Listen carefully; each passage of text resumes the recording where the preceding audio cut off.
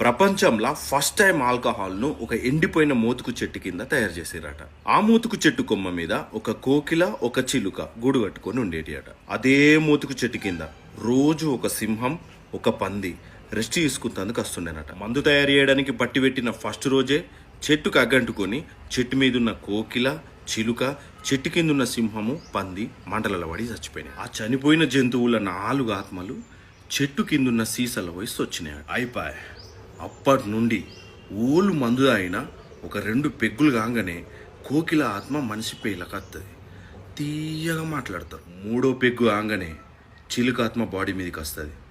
ఒకటే ముచ్చట్ను 20 సార్లు ఒర్రెత్తారు.